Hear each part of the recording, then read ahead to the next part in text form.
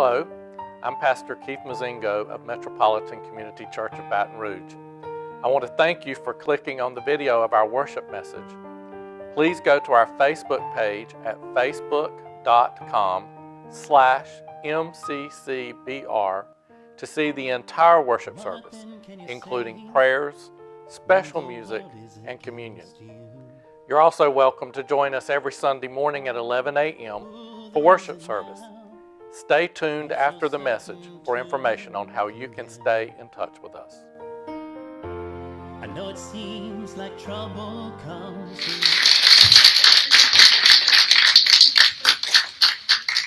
we're young and dumb. Young and dumb. We did a lot of crazy stuff. Yeah. I love when we have lots of kids up here. They just look wonderful, don't they? Yeah.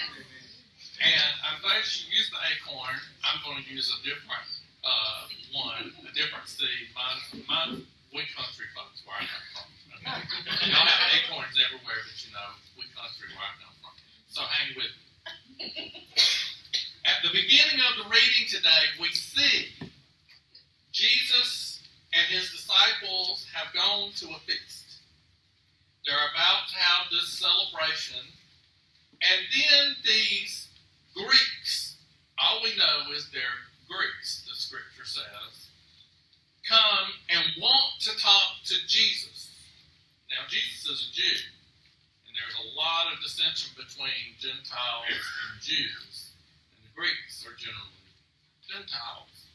And so, there is a little discrepancy here as far as who these Greeks actually are.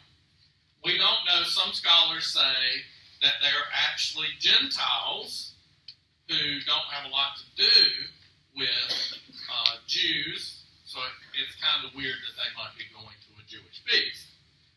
But they could be, because, you know, it's obvious they're just kind of going against the mainstream anyway.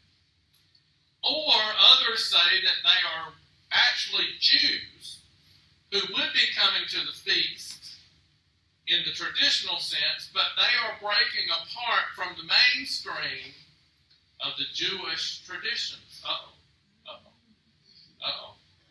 Now, this is starting to say something about who I know me to be.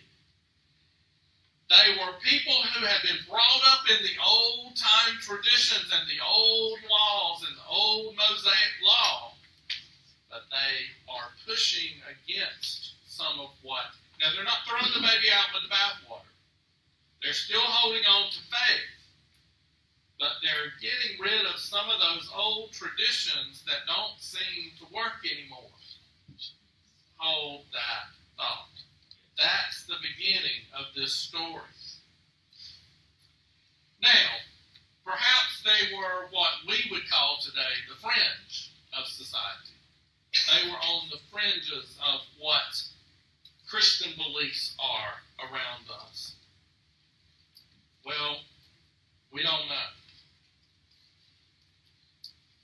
Either way, they represented the other, the different. Anybody ever felt like the other or the different? I have. And either way, it was a message to Jesus that they were there. Not just the message that they were there literally, but it was a message inside of Jesus that his ministry, his way, because you know Jesus was kind of going against the mainstream too. Remember how many times he would go and speak to the Pharisees and the Sadducees and call them out on their hypocrisy and say, you're not even living by your own rules. And then, you know, he would call people out on all sorts of things. He was creating a new way, because he would say, well, I know the old traditions, the old laws say this, but I'm telling you a new thing. Over and over. So, you know, he was going against the grain too. He was going against the mainstream. But this was a message to him that his ministry had touched other people's lives outside of the Jewish faith, outside outside of the mainstream. And this was what he's been waiting for. Because once it takes root outside of the main faith, outside of the mainstream, then he knows he can die happy. Amen. Because he has made a dent. People are starting to listen, and now those people are seeking him out, particularly. So what does Jesus do about it? Well, we don't even know if he ever even met with them. We lose the Greeks there for a minute in the story, whoever they are. We lose them in this story. However, Jesus does what he usually does. He takes it as a teaching moment. He decides, well, I'll just teach a lesson about this. Let's just make a lesson out of it. So he begins to talk to them about how a seed has to die. We just heard Kelly talk all about that. A seed has to die, and it has to be planted in order to bring about new and bigger crops. Has to be death before there can be life. And he's understanding, get his metaphor here, about the new people that are coming in, the people outside the mainstream are listening and hearing. There is a following there. So he knows he can die. And still, the message is out there. The message is not him going out there to tell it. The message is coming back to him. That's success. Is anybody, now I told you we were country, so I'm not using the acorn. Any of you ever planted your own gardens? Anybody ever planted butter beans or peas? Okay. Now, when I was a kid, my grandma always had a huge garden, and lots of my aunts had gardens, and Granddaddy would go out and plow up the area for the rows. He would get the rows set with the little tractor, little John Deere tractor he had. He would go out and get all the rows set for the garden. And then somebody, usually Grandma, would go. She had this stick that was about this long. They called it a poke. And it was about this big around. You know, it was bigger than a broom handle. It was about that big around. And she'd go through and she would, every few inches, she would knock a hole in the hills, in the roads, you see. And then I got to help. Even though I was real tiny and young, all those years, when I was the age of some of these kids, I would get to go with a bag of those dead seeds.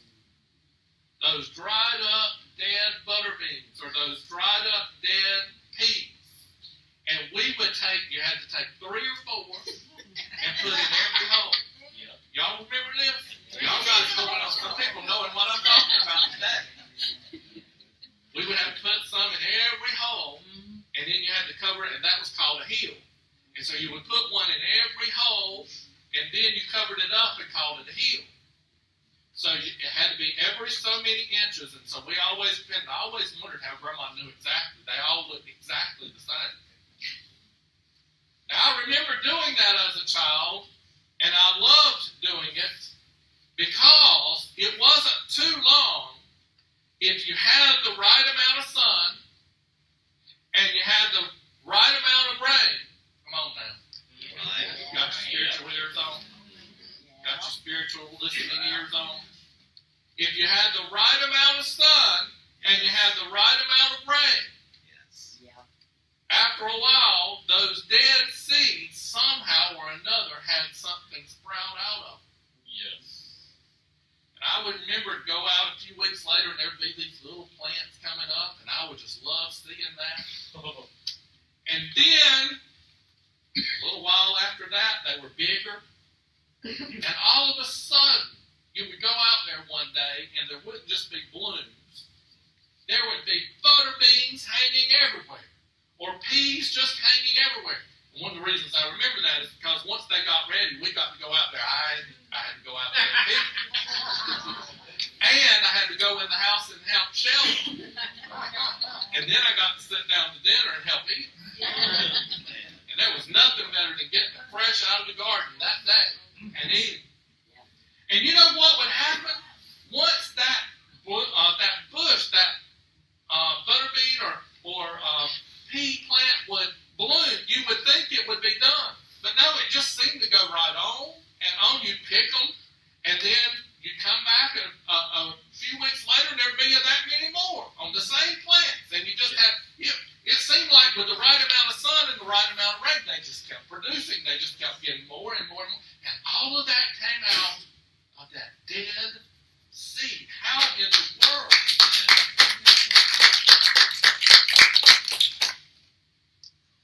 Something about that bigger crop coming up, huh? Yes. Lots and lots and lots of production.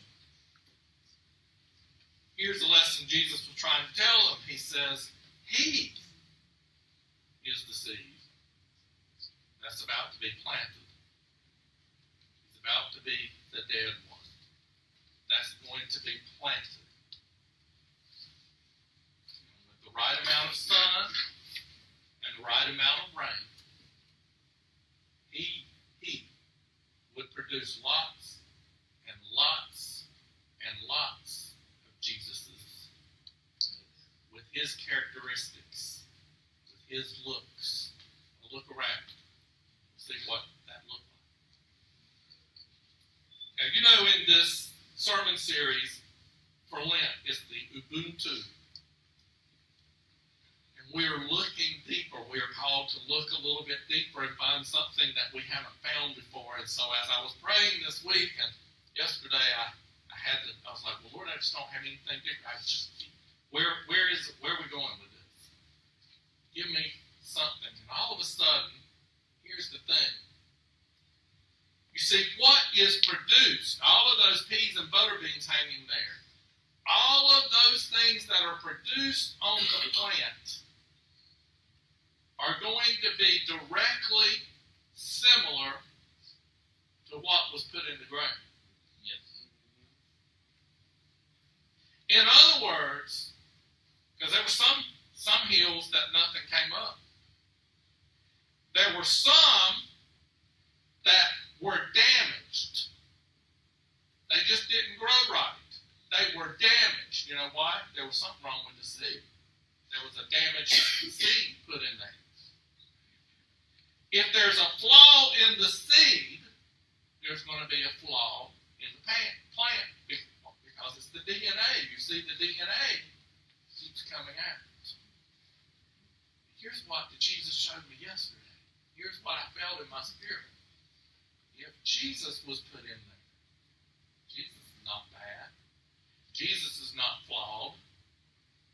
Jesus is producing us over and over and over and over again. We are walking around here with Jesus' DNA in us because we are directly related to the one that was planted and then came back out.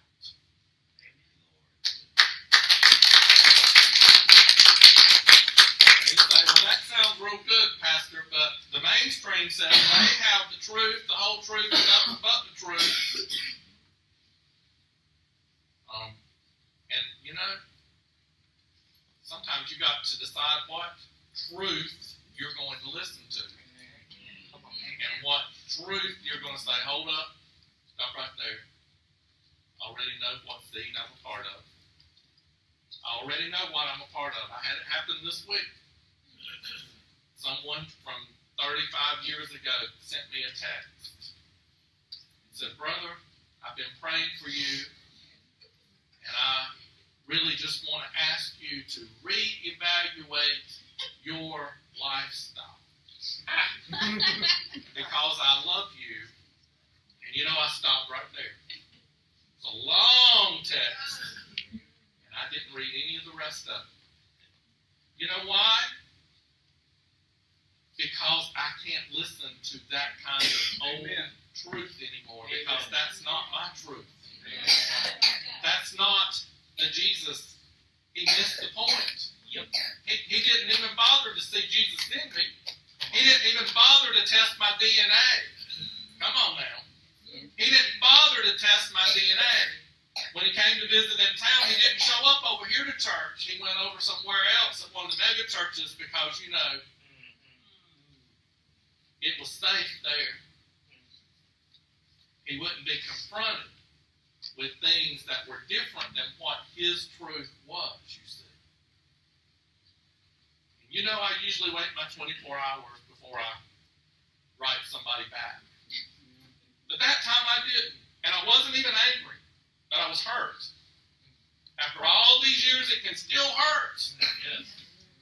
But I wrote him immediately back and I said, brother, let me just tell you something. I only read the first sentence of what you wrote to me. And I couldn't read any of the rest because that hurt too bad. And if that's your way of loving, I'm sorry, I don't need your love. And I need to tell you this. I don't have a lifestyle. I have a life. Amen. My life is in Christ and it has been for a long, long time. Yes.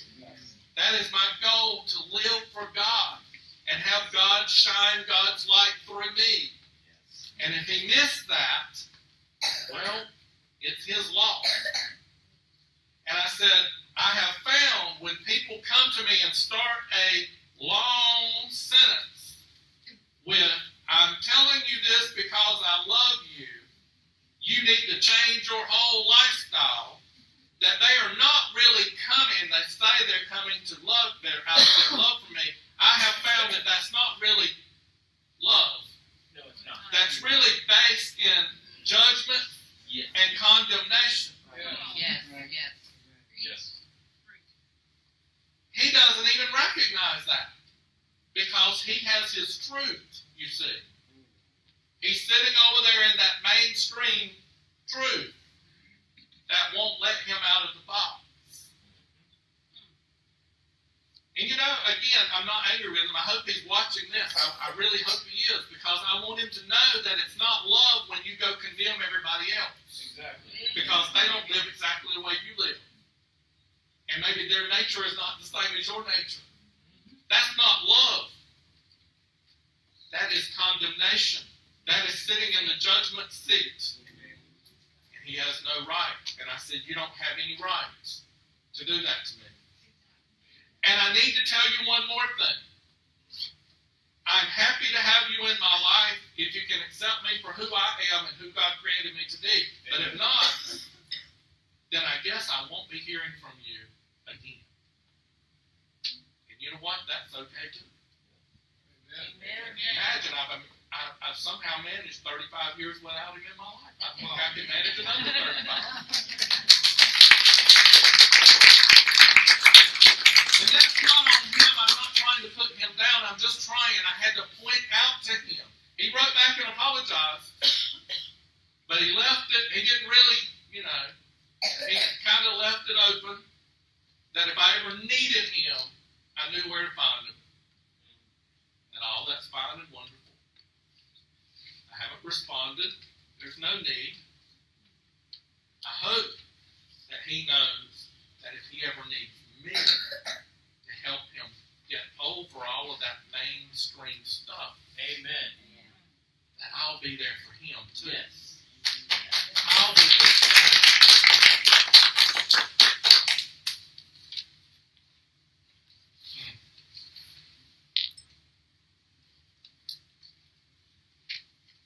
What has that got to do with it? Well, it has to do with that seed, first of all, that had to die. And that we're carrying the DNA of a Jesus who loves all of us. Jesus went on and said, if I'm lifted up, first on the cross, later in the resurrection, later in our praises, come on now, Amen. he will draw all souls to him. Remember where we started this lesson? It was with the Greeks coming to talk to Jesus, the different, the outcast, the ones that had gone against the mainstream. It was those people who had come. And now we're back to those people. We're back to those who are on the fringes of society. We're back to Jesus saying, when I get lifted up, I'm going to draw everybody. Amen. Not just this group. Not, the Pharisees thought they had a monopoly. But the Sadducees said, no, you don't. And the Sadducees thought they had a monopoly. And the scholars of the day said, no, you don't. And they thought they had a monopoly, and then those conglomerations, Reverend Tutu said, of the tax collectors, said they had a monopoly. In other words, you got the money people, you got the education people, you got the religious people that are fighting with different denominations. And yet, in the middle of all of that division, in the middle of all the different labels that we put on ourselves or other people put on us, Jesus said, in those final moments, if I be lifted up, I will draw all souls to me. Let me read what Reverend Tutu said just to remind you. But when Jesus spoke of being lifted up on the cross, he said, if I be lifted up, will draw. He didn't say, I will draw some. Let me add to that. I'm just going to draw the mainstream. I'm just going to draw the folks that claim they're the only ones that have the truth, the whole truth, and nothing but the truth. He said, if I be lifted up, will draw all to me to hold them, to embrace us. All of us drawn into the divine embrace that excludes no one.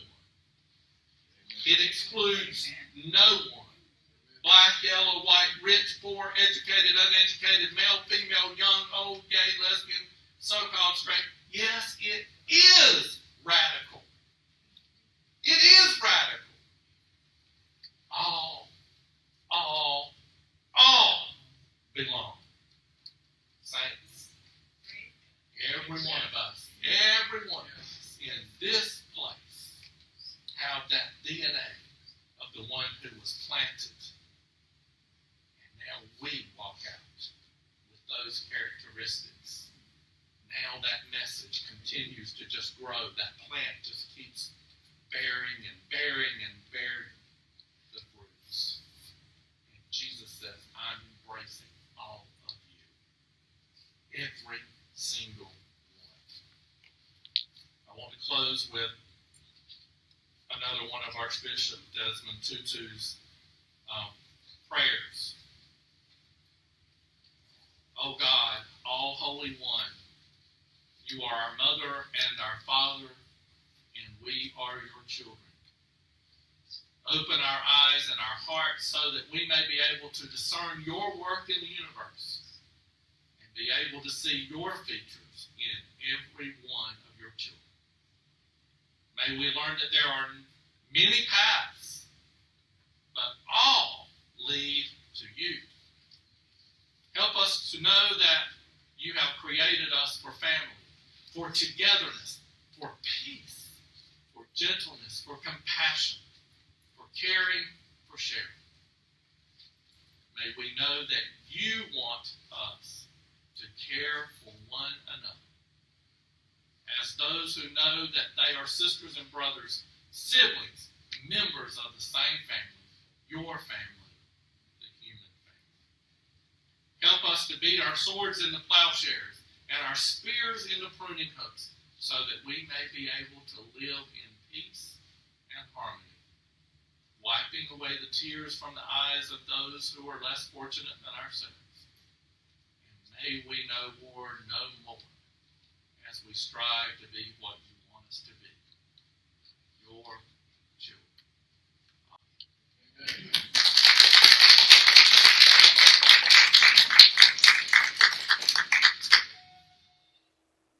Again, thank you for watching our worship message video on YouTube.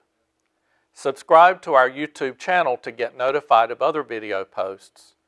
You can also watch our worship service in its entirety by going to facebook.com/MCCBR. You can watch us live on Facebook at 11 a.m. Central every Sunday. Visit our webpage at MCCBR.org, where you can find our calendar of events, as well as other information about our church and our denomination. Like our Facebook page so you can be notified of our other live events. Thank you again, and may you have a blessed week. Whether here and now or another time, not even height or depth, whether strong or weak, in the face of the future or the powers that be, you are not separated.